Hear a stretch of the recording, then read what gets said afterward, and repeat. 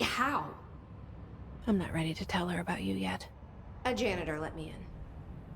I love it. This is fucking unbelievable. I can't even. Look, Jesse, I have a million questions, and you probably have a million more. But in the context, it's good news. The lockdown holds. The hiss escaping the building would be the end. Pretty shitty world out there, if you ask me, but I wouldn't want the hiss to destroy it. With you on that, Emily.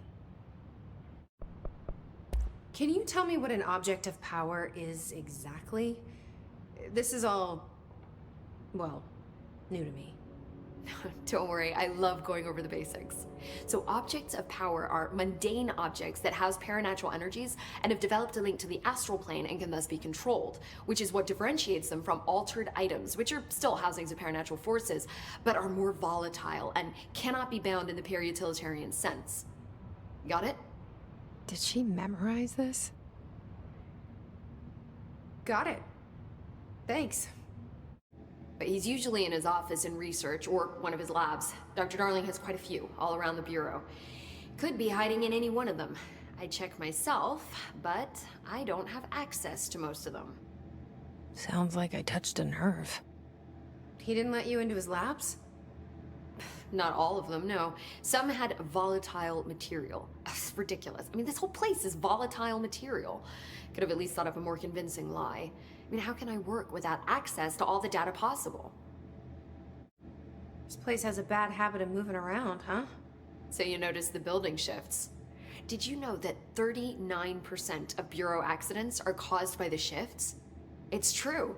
I ran the numbers myself. So they're dangerous. Oh, very. Yet one time, a shark got shifted into a meeting room along with over 2,000 gallons of water. It was a tiger shark. Darling's pet research project. I forget what he was researching. How do people work here? And, has anyone ever used them to teleport around? What? No. What, I mean, you mean physically? No, not that I've ever heard of. Why? Because that's how they work for me. What? Really? Oh my god. More tests. Let's hold off on the tests until later, okay? Okay. It's just, wow. This blows my control point theories right out of the water. I love it. So you can't reverse it. Not yet, but perhaps reversing it is too simple. See, if Hiss resonance can rewrite human genetics, then perhaps it's a question of rewriting the Hiss resonance. In theory, that could pave the way for custom human genetic alteration. I wonder how often the phrase mad scientist is used around here. See, I say, branch out. Instead of boxes, helmets. Instead of blast shields, knives. Knives? Yes, knives! So many combat applications. Slicing, stabbing, gouging. Sorry. I've been trying to get Darling to explore combat applications for years. I'm a little excited. Wow, I did not expect that from her. I've heard reports about his particular use of language and intonation when repeating the Hiss babbling. The biological and behavioral distinctions between different Hiss corrupted individuals is truly fascinating. I wonder if I could categorize the data. And she's already off on her own thing. I've been seeing these Darling presentations all over. Seems like he enjoys the limelight. So you noticed, huh?